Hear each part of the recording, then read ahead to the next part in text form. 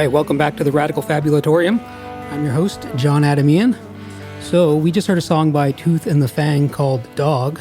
And believe it or not, I'm sitting in the live booth right now with Tooth and the Fang, aka Geoff Smith. Hey. How's it going? Oh, very well, thanks. Thanks for coming in. Oh, absolutely. Yeah, so you're the third, I've said this to the last three guests, including you. You're the third person to be early, and it always catches me off guard. Well, hey, I'm glad we're breaking the stereotypes of lazy musicians. That's right. That's a deep root. Well, and irresponsible, but that's very irresponsible to be early. Yeah, so well. That's awesome. Yeah, I appreciate you coming in. Oh, thank you. Thanks for having me. Yeah, anytime. And also, I just want to mention this for my wife, if she's listening. You were just talking about how a lot of rock and roll owes a debt to Neil Young and Crazy Horse. Yeah. And specifically the guitar tones he implemented pretty early in his career. Mm-hmm. Yeah, so I hope my wife Kendall's listening, because she'd be like your best friend. She's right a fan. She's a huge fan. Okay, good. Hey, at the Cap, this pretty cool bar in Fredericton, they've got this huge poster on the wall. It says, "What would Neil Young do?" And that's pretty much the only question you need to ask most days. So Get you through every possible scenario. Yeah. She would always go on about like how he started grunge and no one noticed. Yeah, like 15 years early or something. Yeah. Yeah, that's pretty cool. So, no, I'm a huge fan. Okay, cool. Well, now we can be friends, and now you can be friends with my wife, Kendall. Yeah. Cool. So, how's it going? Oh, very well. Can't believe the weather. Yeah. Finally, I'm like this grouchy old man that's always cold all the time. But the last 2 days have been so hot and wonderful. Yeah, pretty hot today. Yeah, got to spend it in the woods. Was working on some trails. Oh yeah, like bike trails or walking trails? Oh, just walking. Walking trails. Yeah. You maintain them yourself? Yeah. Just like putting out some trail markers so I don't get lost, kind of thing. That's basically it. On your own personal trails, or Yeah. Oh, okay. Yeah. Cool. Yeah, walking's pretty cool. It is. I heard the newest. Speaking of Neil Young here, I heard him say that he was doing an interview with Rick Rubin, I think.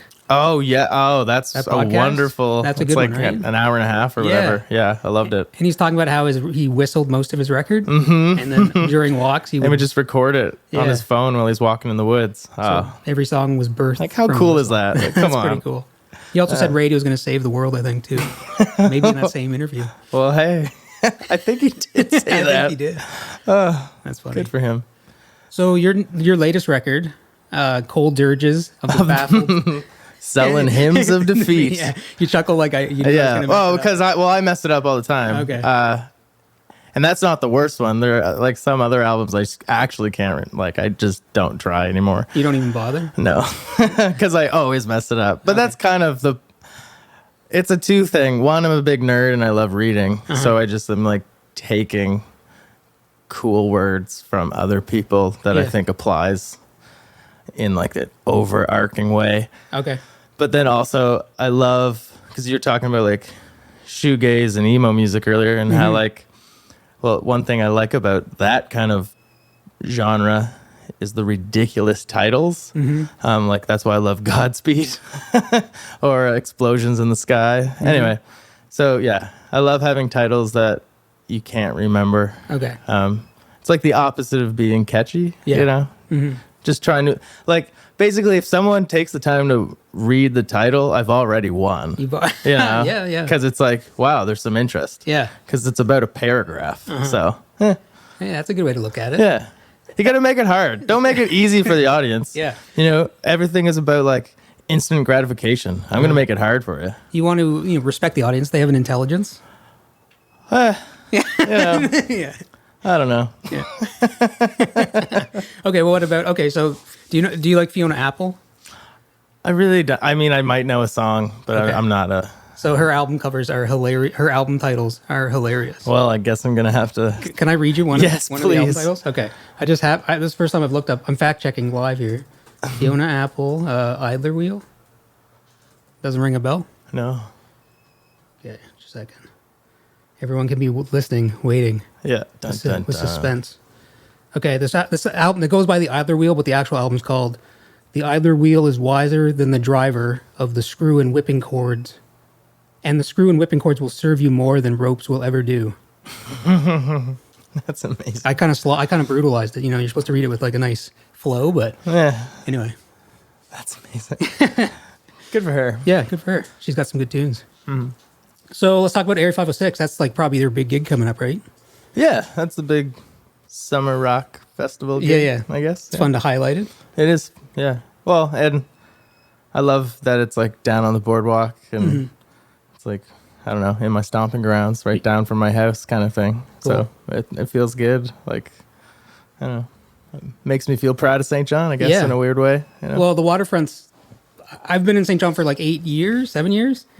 And I grew up in Sussex, so I've always been familiar with St. John. But I still feel like a new person here. Like I don't really feel like Okay. a St. Johner, really. So when I see the waterfront developing the way it is, to me, it seems unbelievable. And I'm kind of curious what the vibe is with people who've been here for a long time. Like, is it net, probably net positive, but is well, it in a weird thing, like in one way, because I've probably gotten socially weirder as time has gone on. I've never even been to the village, but I think it's beautiful and I love it, and I'm glad that it brings people to Uptown St. John. You know, Yeah. so it is a weird. It's like I don't necessarily want to be around people all the time, Yeah. but I love that we are creating these beautiful spaces down on the water for Yeah. people to congregate and have a great time. Yeah. So that's my answer. Yeah. So I get that. So personally, it might not affect you per se, but it's for the greater good, Yeah. most likely.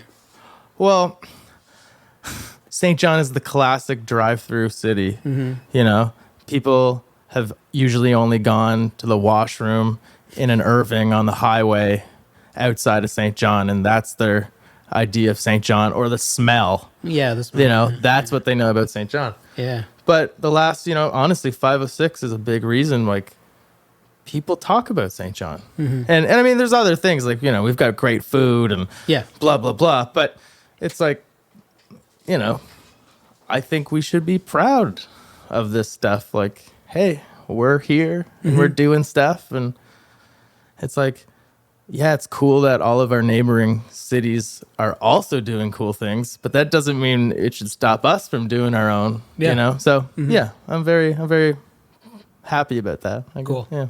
That's good. Yeah. So was it kind of like, so I've heard before, like I've heard a couple people say, so I used to be more involved with the music scene like 10 or 15 years ago. And I would hear people say like, and I wasn't in St. John at the time, but people would say like, if you weren't hip to the St. John scene, then maybe you don't deserve to be hip to the St. John scene. And I remember being someone who was outside the scene being like, that's such a weird philosophy to have. Because there's no scene, really. There's no scene. Like, or it's like, it's a bunch of friends, Yeah. And so if anyone is high enough on their horse to think that it's anything other than that, Yeah. well, that's their own problem. Yeah. So we're like the smallest fish in the smallest pond. Yeah. And like down a back road that no one knows how to get to. Like that's our situation as a scene. Yeah. So, which is also awesome because we can do whatever we want and there's no expectation. Yeah, you're Like, right. Yeah. Who do I make music for? Me. Yeah. So it's like that's also very freeing. But yeah, I don't know. Cool. I always say that because as I got back into music and I was like listening, so I discovered like Surface Wounds and Doctor Mother Father like the exact same day basically. Nice. And I was like, oh man, I didn't like these bands around here are like the bands happening now. I'm like, man, I got to pay attention again. What's going on here?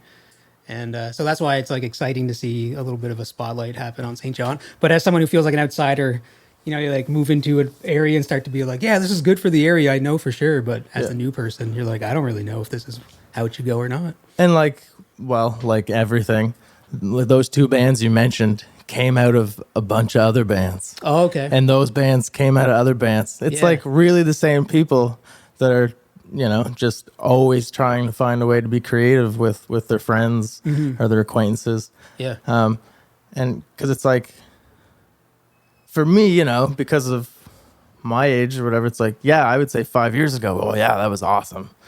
But that's just because I'm like living in the past or whatever. But right now it's great. Like we've got some places that are putting on shows regularly. People are coming out and there's also places that are opening. So yeah, this is, I would say, a real growth period. And also bands are a big part of that. Like new music is a reason to come out on a Friday night because there's like a release show or whatever. So Yeah. it just feeds itself. But of course, having the places to do your thing and to have people come and see it is obviously a very important part of it. Yeah. Because it's fun for me to play music at home, but there's like that thing that I don't know what it is. Like I want to perform it in front of people, and I want to see the reaction. Yeah. Because that makes me feel different, Like so. You get something out of their... Just anything. Like like I've had a lot of poor reactions, just as like I've had some good ones. And just getting any reaction is like, wow, I can make people feel something or change their current feeling. Yeah. So that's power, man. There's some power there. Yeah. For sure. Yeah, I heard you in a different interview mention that like you get frustrated if people aren't having a good time. It's like you feel like you owe it to. It sounded Right. it sounded like you were saying like you feel like you owe it to them to, like say like, hey, we could be having a good time with right now, kind of thing, or something. I feel like I probably did say that, but now I don't feel like that at all. Okay. But I still want people to have a good time, but I don't feel like I owe it to them. Yeah. Okay. That's like all on them, really, because I know myself. Like a lot of the times, the worst moments of my life is because of my own mindset, and also the best moments of my life has because of the way I'm looking at things. Okay. So I think as an audience member, like there is a responsibility to come and listen and to pay attention. How do you know if you like something if you're not even listening? Yeah. You do have to give some effort. Yeah. So if you're like not willing to do that, well, then that's not my problem, So no, I don't think I owe it. Okay. That's cool. So the audience has some responsibility. Yeah. Yeah. I mean, like one of my favorite bands of all time, the Grateful Dead. It's like the audience was probably, it was the reason why they kept going, and it was the reason why the music was good. Okay. It's like if it was just them they wouldn't have played in a room. That's why they never practiced, because you don't get anything out of that, and it's not exciting because who wants to play to the wall? Yeah. Okay. But play in front of a bunch of people that are stoked on what you're doing. Yeah. Well, in their case. Yeah. Yeah. It's like that's so magical. So, Okay. Yeah. So there's like an obvious difference when you're playing music in front of other people than just playing by yourself. Yeah, and particularly strangers. Strangers. Okay. And that's like a great thing about 506 is like, because I was in a band, Little Me. We got to play the 506 in 2019. Okay. It was a lot of fun, and that's why I'm really excited to go back. The best part is that for the most part, the crowd were people that had never seen us. And especially being in St. John, it's like that doesn't really happen because it's like the same, group of people that support live music that come to the bar or the cafe or wherever local music happens. But a big festival like this, you get the people that would never come out to a show like that. And so you have new ears, and that's like the most valuable thing. Yeah. Because it's also too, your friends and your acquaintances do not make honest, like, like they're not going to really tell you how they feel about your tune. Yeah. Like, but a stranger, it's like you can see it in their face, like either they're engaged or they're really like, I want to leave. Yeah. So, yeah, it's a real reaction. Gotcha. Yeah. So do you seek out real reactions? Like so some people are, fearful of real reactions. I guess you can still be fearful and seek them out. But Yeah. Well, I mean, everyone wants to be good. Like, and you want to walk through life thinking that you're good at something. Yeah. So of course, but like I said, I've had a lot of bad ones. So, and I keep doing it. So obviously it doesn't bother me that much, like, yeah. So it's kind of a necessary. Yeah. Yeah. And it's usually funny. Like that's the stuff, like those are the good stories, So Yeah. keep it on. When you play to like 4 people and they're just kind of not Or like, they're not just paying like, attention. yelling like, you look like Eddie Vedder, play Yeah. Pearl Jam. Yeah, Or yeah. like they like start like air guitaring AC/DC riffs. Yeah. And I'd be like, man, like if I could play you an AC/DC riff right Yeah. now, I would. But I can't. here's my new sad song. Yeah. Are you ready You know? to feel bad about yourself? And actually, and I've had people be like, if you play another song, like another downer, like I'm out. And like it's like, well, sorry, like Yeah. I don't know anything else. Anyway, Yeah. so yeah, do the song, and yeah, they bolt out. They peace It's out. like I love that stuff. That's funny. You know? Well, you're right. So I have like from my old band being on the road. One of my vivid memories is we were like a Protest the Hero tech metal, like Dillinger Escape Plan type thing. Okay. And we were playing a bar in London, Ontario, and some lady would in the front just kept screaming for "Walk This Way" by Aerosmith. And like, there's just no way we're Yeah. playing that song. I mean, honestly, that's like the best like case scenario though for like your music though, because like, you know, playing in louder bands, like, oh man, people really.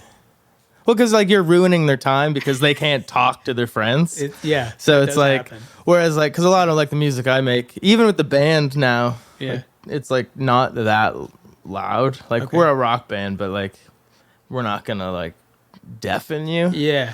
Whereas I've played in a lot of groups where like you will go deaf if you don't wear hearing protection. Yeah. So the people that come to the show that want to experience, you know, the sound decibels and all that, obviously they're gonna love it. To the people that are trying to like eat their burger and Yeah. and talk to their friend about their breakup, Yeah. obviously they're gonna be very upset with us.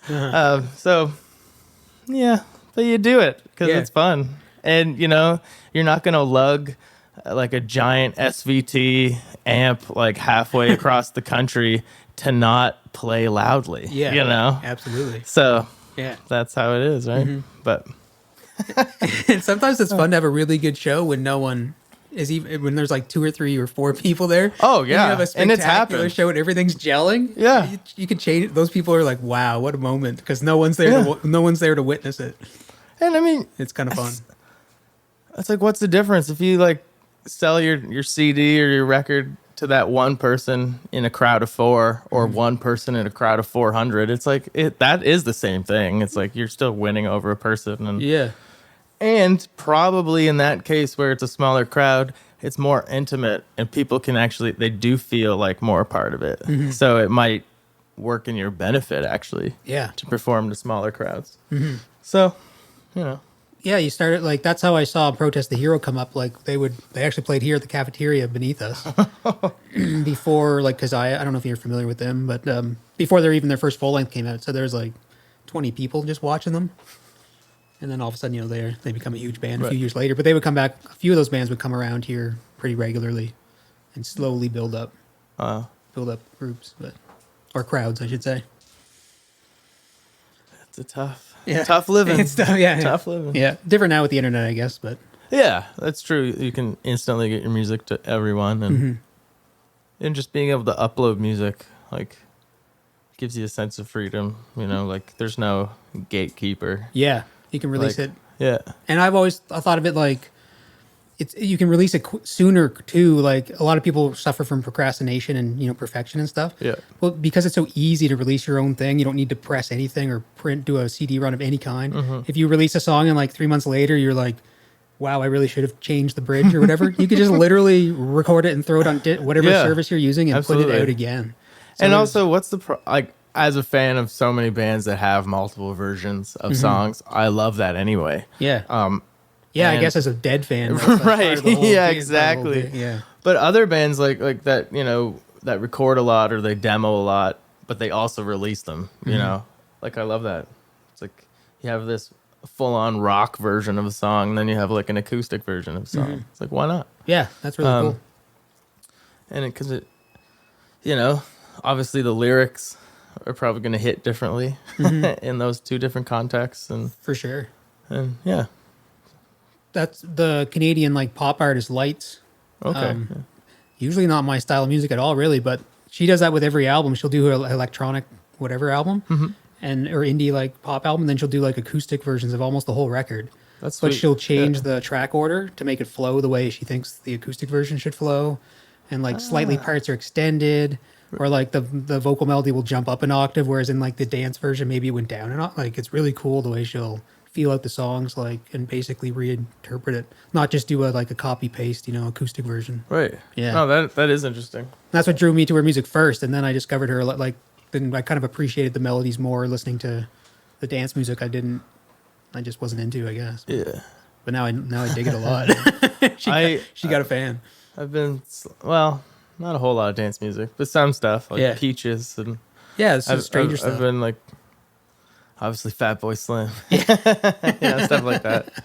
Yeah, feel good music. Yeah, it's okay to feel good. Yeah, exactly. Yeah. So, hey, here's to feeling good, Feeling good. on Sunday night In St. John. in St. John. That's Corey Wong. Do you know him? Have you heard of that person, Corey Wong? He's from a band, it's like, Wolfpack or something. yeah, like real funky. Yeah. Yeah, He I see a lot of his videos because they're super famous on the internet. Yeah. He puts them out like nonstop. Yeah. But that was his music reminded me that you could do music to have fun. Yeah. Just watching him play. And he's I'm so like, good. Yeah. Yeah. It is too fun. That's too fun. That's too far. It's too far off the other day. It's in denial kind of fun. Like, there's just life cannot be that good. Yeah, no, never. Okay. So split the difference. Yeah. Okay. Well, that's like going back to the Dead. It's Yeah. like the music, the chimey, upbeat, Jerry guitar tone. Yeah. But like the songs are really like about a lot of desperate situations. Like, even though like the music sounds like you're like lollygagging through the forest or whatever. Yeah. So I love the irony of that, like, or the juxtaposition, of like, this is really happy sounding, but if you pay attention, I mean, it was that was the whole Deadhead thing. They were just dancing. They weren't paying attention, but anyway. That's awesome. Yeah. Okay. So fun, but not too fun. much fun. This is serious business, rock and roll. Serious. At least St. John rock and roll. Yeah. If you come into St. John, it's pretty serious. Yeah. Okay, so I'm kind of curious about. I'm always kind of curious about recording processes. So for your last album, because you started as a drummer, right? Yeah, and I still drum. You still drum? Lots of bands. Yeah. Okay. Yeah. But you're not drumming on your record, or are you? Not Cold Dirges. That's Corey Bonavie. Corey, yeah. Yeah. From, well, actually, I play drums on one song. Oh, okay. Shivering song. Yeah. Okay. But the rest of it, that's Corey. Because basically, well, first thing, I knew he was going to record it, and he has a very particular sound, a huge, awesome, massive sound, and I wanted the band other than that one song, Shivering Songs 2020. But the rest of those songs were songs that we had performed live for a few years with a particular lineup. It was Corey Bonavie on drums, Gavin Downs on bass with some backing vocals, Adam Kiersted on lead guitars, and then myself doing the vocals and some strumming the guitar. So I wanted the record to be that. Obviously, when we started making it, the hope was that group would probably continue to play music together, but just through really COVID and life, it's not the case. So now it's really nice that record is like it really is a picture of a particular time. Cool. And because we did play those songs a certain way for a few years, we recorded them as closely to how we'd play them live. There were definitely some changes just because I'm inconsistent, but those were pretty much fully thought out versions of those songs a lot in a live context. So it was really easy to record. Cool. Like it was just started out with Corey on drums and myself on rhythm guitar. And we'd get a take that we thought was good together, and then everybody else would come. And overdub on top of it. Cool. So there's like a bit of there is a live feeling between the rhythm guitar and the drums. And then, Gavin and Adam are so good that, they can add their stuff, and it feels natural and beautiful. Okay. Yeah. Cool. So that was that process, but we had listened earlier to a song called Dog, which is off of a record called Songs from the Broadview Wind Tunnel. I recorded that myself, and I know I played drums on it because it's very simple and straightforward. I love playing one thing for 6 minutes. and obviously you can tell, like if you go to listen to Cold Dirges of the Baffled, there's like a very big sonic difference between the stuff I record. That's because I'm using cheap plugins, and I don't remember how to mix, and I'm just having fun. But so yeah, as far as recording goes, it's always different. Yeah. Like if you look at any record, well, they all happen differently, and usually with different people, which makes a difference. Yeah. So, yeah, I don't. Yeah, try not to repeat myself, and yeah, Try not to repeat yourself creatively, you mean? or like sonically, too, yeah, like because I'm a simple guitar player. Like I know G and C and D and E minor. You know, I can maybe play a couple riffs, and like, you're gonna sound pretty repetitive quickly, but the recording process can really change how those simple things sound. Are you doing it live? Is it just a few mics? Is it a lot of mics? Are you in a little room, a big room? All these things. It gives it a different feel, and it takes over the song. It's so weird. Nothing ever, like I've never recorded anything where it's like that's what I really had in mind. It's never turned out that way. No, Yeah. it's like sure, similar maybe, but like I say, the room, everything. Like, did you get a good night's sleep last night? Yeah. Are you playing the song quickly today because you're thinking about the appointment you got to go to after the session? Like, Yeah. Yeah. And then all of a sudden, oh wait, I played this completely different than I've been playing it for 3 years, and now it's on the record this way. Yeah. But that's just what happens all the time, because that's just part of life. Yeah. You practice something, you go out on the road, you play it in front of people the same way, even for like days and days and days, and then you go to record it, and it's what? That's what happened. What happened? That's where perfection. I was prepared. Yeah. But That's where being a perfectionist can become a big problem. Right, which I don't have that problem. You don't have that problem. Oh no, Yeah. no. Well, I mean, as you I put it out, and with all my bands that I'm in, obviously some people that the principal songwriters, some people are more precious with stuff, but I always try with any band that I'm in to push them, be like, hey man, this is good, just put it out. Yeah. Like, because Release it. why not? Yeah. And it might be the coolest thing to somebody. And yeah, sure, no one's going to hear it. Yeah, blah, blah, blah, blah, blah. The algorithm is against us. Yeah. So what? Yeah. It's like, put out your art. Like, and you know what? Maybe it could be better, because guess what? You're not the best singer. Yeah. Or maybe your lyrics are kind of just cheap rip-offs of Neil Young songs or whatever it is. But you're going to get better. Yeah. And the only way you're going to get better, though, is by doing it. So, yeah, put it on Bandcamp, man. Yeah. Put it out. Yeah. And like, you got to put it out there so you can move on, too. Like, move on to the next batch. Absolutely. Move on to the next batch. Yeah. And like you said, we can go back to it. Yeah. It's not permanent, you know? That's why music's awesome. One saying I've been keeping in my mind for the last few years is fix it in the next song. I might have heard someone say that somewhere, but I feel awesome. like you make a mistake or something doesn't sound right. It's like, I'll fix it in the next song. Or like John Coltrane made the song My Favorite Things famous. Well, he played that song from, I don't know, it was like 1960 to 66. Pretty much almost every concert. But if you listen to those 6 years, that song, I mean, completely changes drastically. And if you listen to the last versions of that song, it's hard to believe that it was ever that version from the early 60s, like things are meant to change, hopefully, I mean, yeah, things are meant to change, and hopefully it's for the better. But you can't let that fear of it maybe being for the worse stop you from doing it, I guess. I don't know. Yeah. No, I agree. Yeah, I think, no, I completely agree, actually, 100%.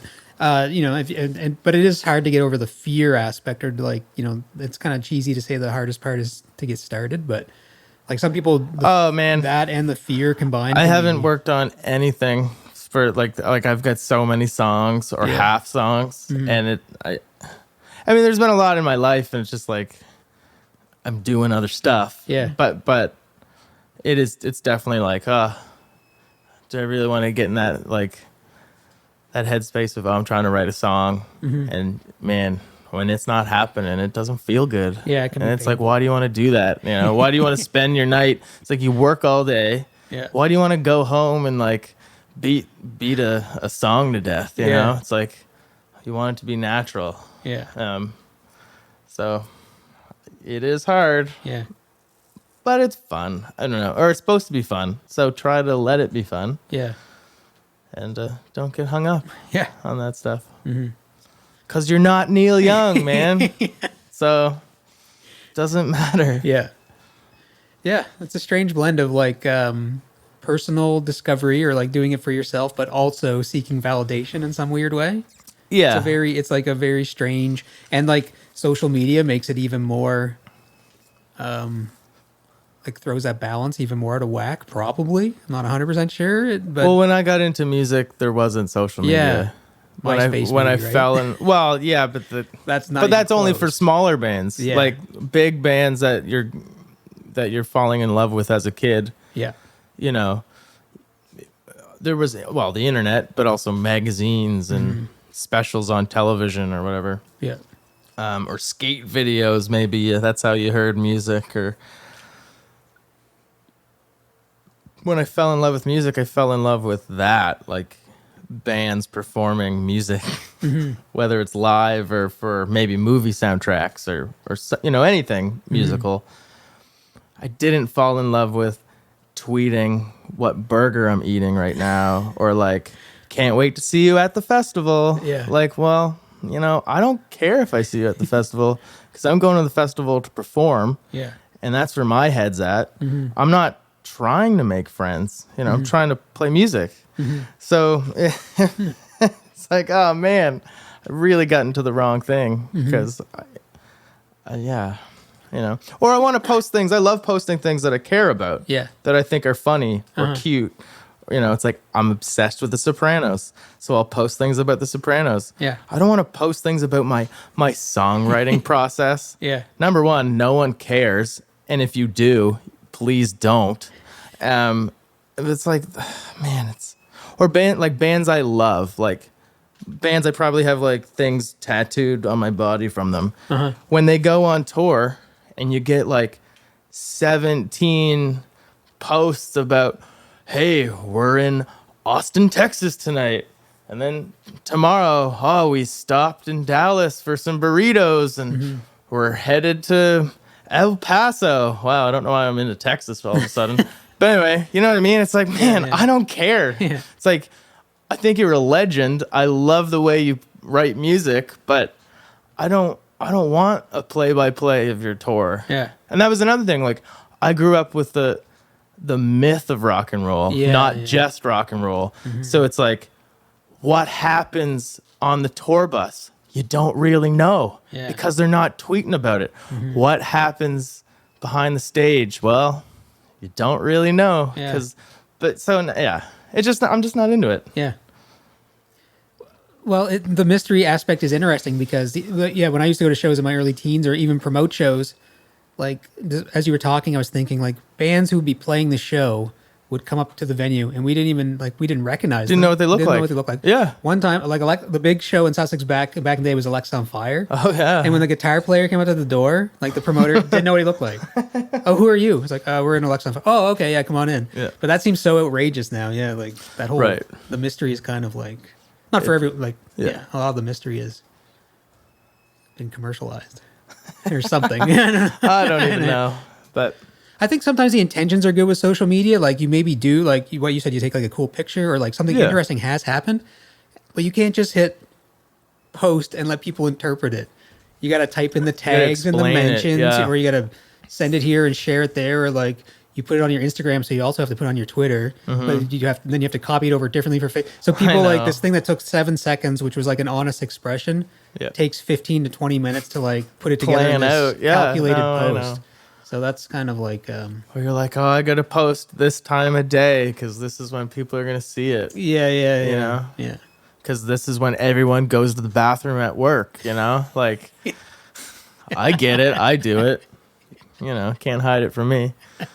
But toilet time is story exactly, man.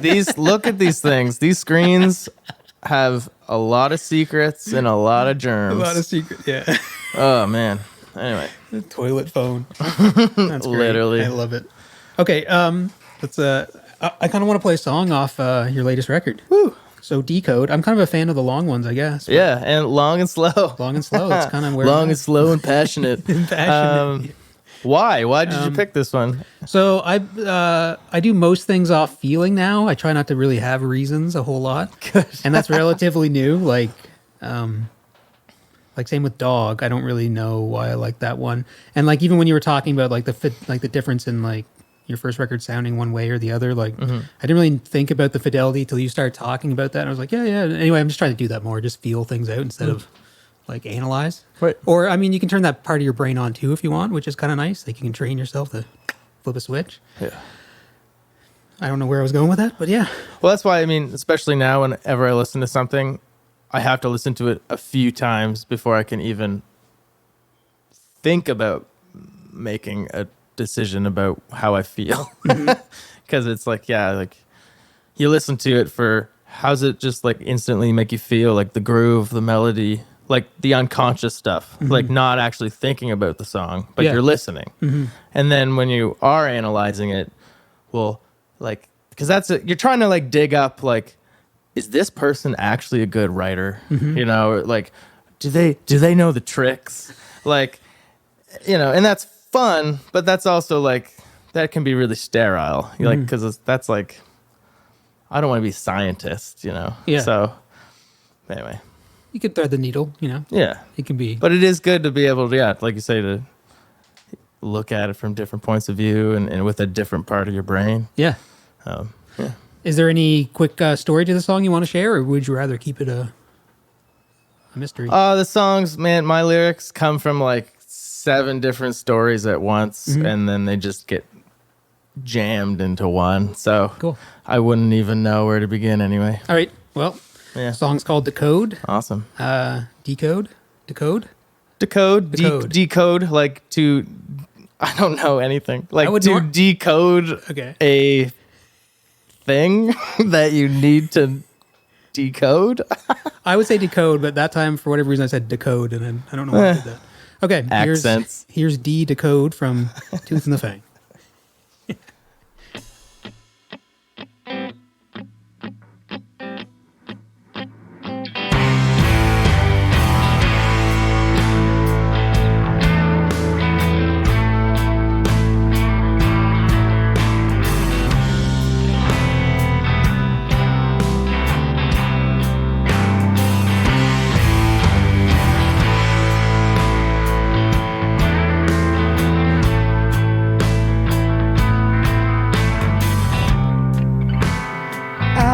Been worse,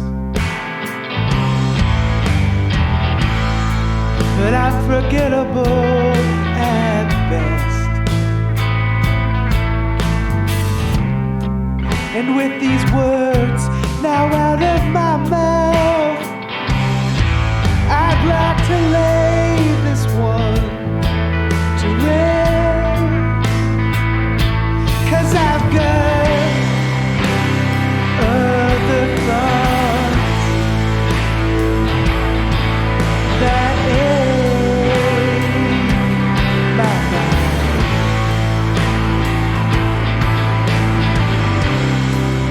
and I'm not too sorry to say this faith doesn't feel like mine.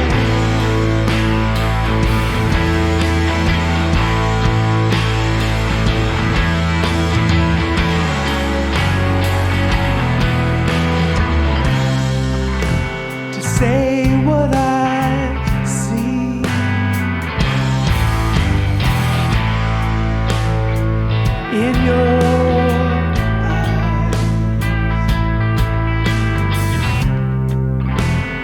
brightens the town. Tied between my lips, for there is no hope to discern. Apparent on where we stand.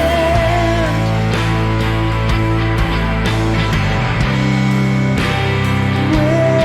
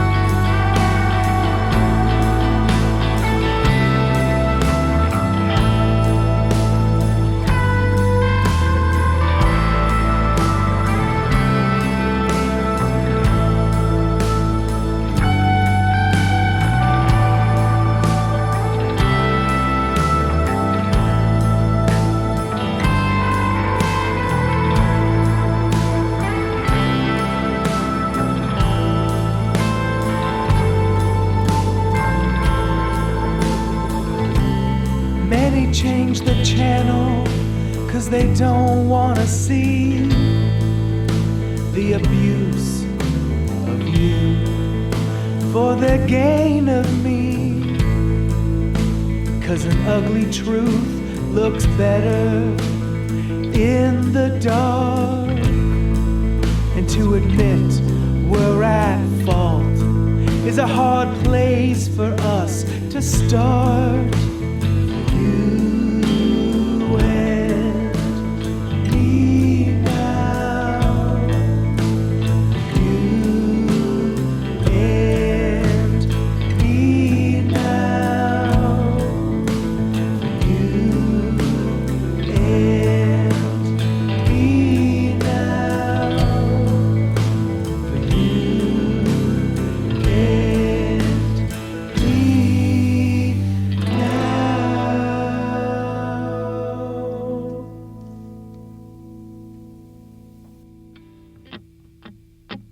I'm stuck in my mind, in my mind. You are in yours. Why can't we meet in the middle of the road? To decode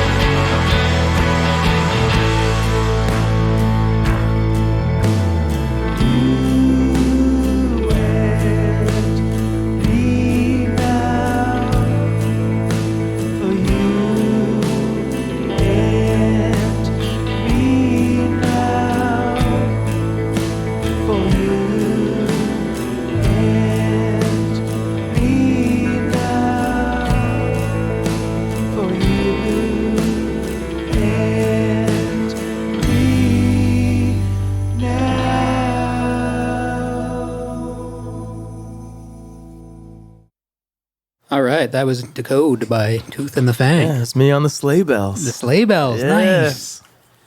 That's a great song, man. Oh, thank you. I like it. Nice and long. And I was saying as we were listening, that riff that comes around. The descending thing. Yeah. That's what hooked me. Woo! Yeah. That's what made me put the song on There you repeat. go. Yeah. Well, when I write that next song, I'll be like, I need a descending riff. Get those people listening. It's necessary. If you want to get back into local FM, it has to happen. The bar has been set. So I actually heard in another interview too, you were talking about recording. And you said something funny that I actually could empathize, like I kind of relate to. Uh-oh. Is that you like went to recording art school to learn you didn't like to record? Yeah. Oh, well, I could never, ever, ever spend 10 hours a day with musicians that obviously they love their music and they're precious about it. And I would be like, this is stupid. Oh, yeah. You know, but well, you know, Yeah, like this is. I mean, I would fake it and be Yeah. nice to them, but it's like, yeah, it's so personal. Yeah. And that, like, I get it, Yeah. but I don't want to have to listen to it. Yeah. You know, yeah. There's just easier ways to make a living, I guess, and That would be true. so you know, I worked in a studio shortly for a short stint in Montreal, like a pretty big studio, and yeah, like it's a hospitality business, really. right? Like, Yeah, and, you know, you get some cool situations, but specifically what you mentioned is that you don't really like gear. Well, I just wanted to say, like, yeah, because I actually find I enjoy recording and listening and have trained ears to like, you know, think about all these fancy things. Right.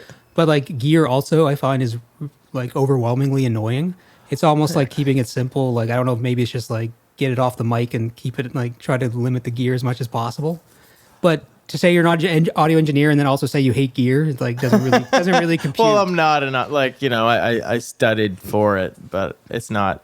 I would never consider, like, actually someone, like, people have been trying to get me to do sound for shows and I keep saying no. Yeah. Because it's like, I don't feel comfortable doing that. Like, I'll do sound for my own show or for my buddy who needs, like, the mic turned up, or like maybe I can help get rid of some feedback. But like, being on the other side of that, sound people are really important and they can make or break your sound. Yeah. And I don't want to break someone's sound, and I don't want someone to get mad at me, because once again, it's like, it's not worth it to me for like people that are really precious about their art to get upset that like I came out on a Friday night to like plug in the mixer, you know? Yeah. It's like, it's not my gig. Yeah. I guess what I'm thinking more of is the actual recording process. Like, do you think people get distracted too much by, like, do you think? Absolutely. It's a reason to not do it. It's like, well, I don't have the tools. Well, you do have the tools, because you can literally go to a pawn shop and get like a really cheap thing that will work. Yeah. And you can make great music on it. Yeah. You know, I actually have some really expensive gear. Yeah. Man, it doesn't really help. Like, you can go use a really cheap amp and get a cool tone. Like, you know, the $2,000 amp is not making your art for you. You know, so Yeah. just get past it. It's just the shiny lights. Like, Yeah. you know, And I agree. It's actually with the technology today, it's really easy to sound pretty good quickly. Like yeah. So that's yeah. what I'm thinking. It's about. insane. It's insane. Yeah, it's kind of like a miracle. We can record on our phone and sound pretty good. Yeah. Like, it's a miracle, really. It really freaks me out, Yeah. you know, because going to shows back in the day, you're like, oh man, this is amazing. I got to record it to remember this riff. Yeah. And then like you get home, it's just like, Yeah, you know. just garbage. But now like a phone in a really loud bar can actually pick up like you can hear the bass, you can hear the guitars, like it's wild. Yeah. So here I am talking about how I hate technology and how I also love it. So, you know, Well, you know, there's pros and cons. here I am, You have Mr. to acknowledge the light and the dark. Yeah. There we go. Yeah, this is a learning moment. Learning moment. The light and the dark. What would Nietzsche think? He'd ask Neil. He would ask Neil. He'd ask Neil. Yeah. Okay, well, I had a point to make, and now it's just gone. It's in the ether somewhere. It's gone. Oh, I know what it is. Okay. Here it is. So because you can sound good really quickly, it actually is more important to pay attention to how things feel more than ever. And like how the thing you're hearing out of your speakers, instead of like wondering if it's good or not, to actually pay attention to your body and your emotions and see how it makes you feel. Because I put easy in air quotes, but you can sound like high fidelity really easily these days. So it's feeling is more important than ever than like what's good in quotation marks. Does that make any sense? Well, yeah, and it's always been like that. Listen to records from the 50s or 60s that maybe there weren't, like, because there are some bad sounding records from that era. Like, not everything that was recorded on a tape machine in 1965 sounds like the coolest thing ever. Yeah. But the song might still be really awesome. Same thing with bands that record like a boombox or a 4-track, or their grandmother's voice recorder. Is the song good? Yeah. So is it all distorted and wobbly? Yeah. Does it add a special feeling to the overall song? Of course it does. So, but that doesn't mean a really clear multi-track, huge production version of the same song wouldn't be good. Yeah. It might be. It might be way better.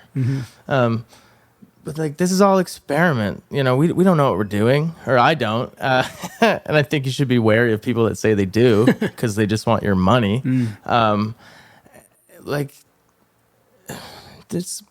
just doing it. We're just trying it. And that's all I want people to do. That's all I'm trying to do is play music. Just experiment. Yeah. Feel it out. Yeah. Yeah. I think that's the best approach, but I think it's also kind of like, I think it frightens people for some reason. I guess do you think maybe people want more, like they need a sense of control? Do you think there's like a group of wannabe artists who never get started because they feel like they're losing control or they have to give up control?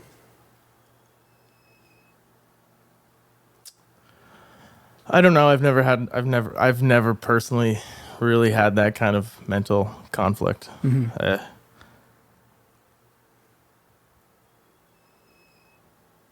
Because I already make it like, when you come to jam with me on my material, I've already made that decision where it's like, I know you're you. You're not going to play it the way I would, because either your ability is way better than mine, or you just hear things differently.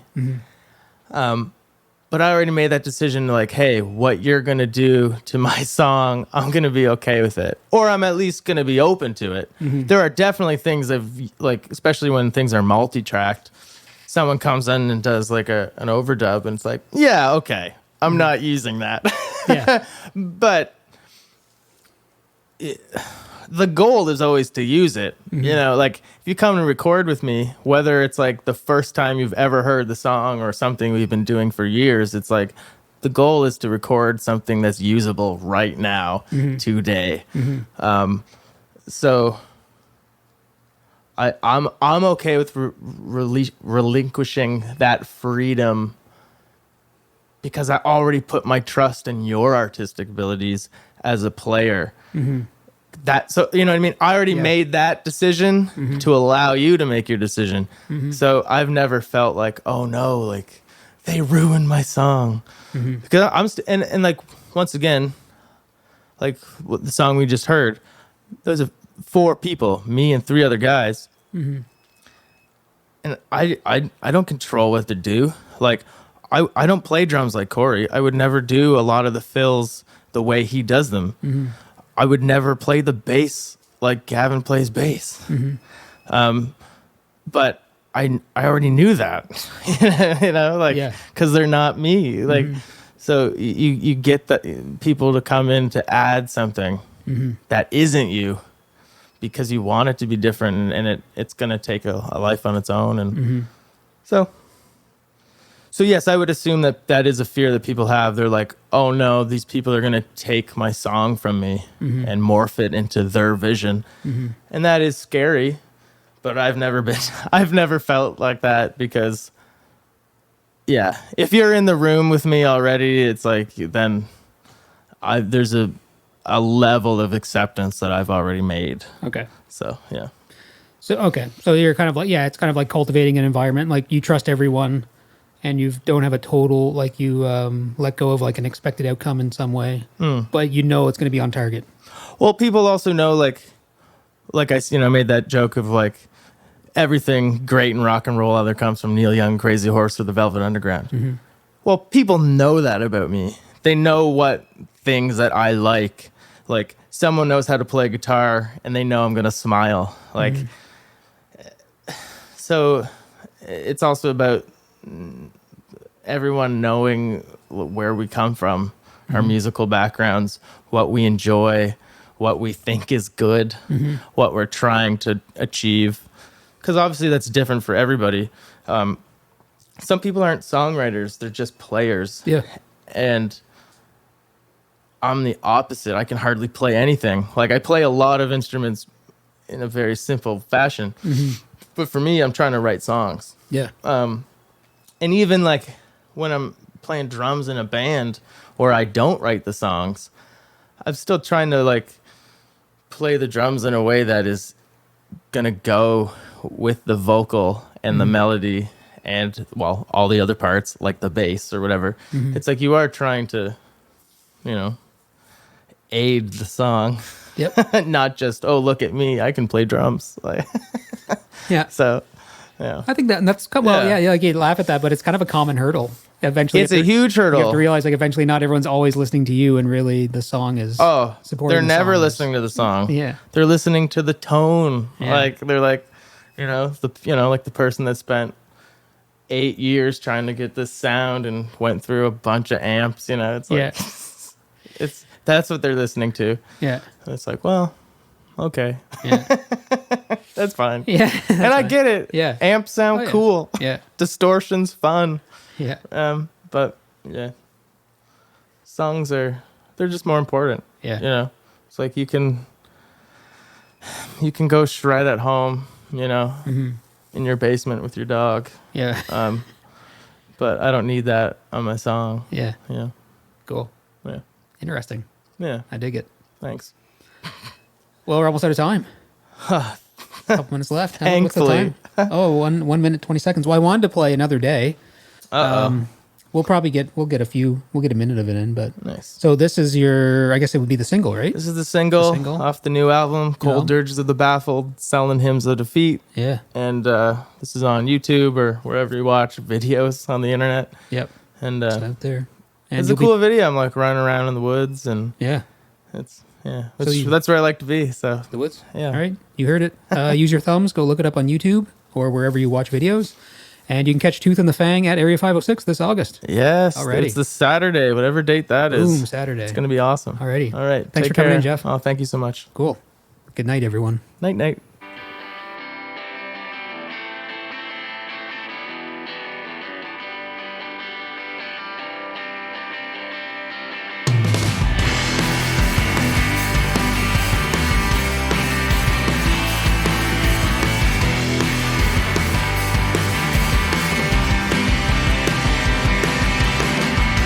I wanna believe that the smile on your face is more than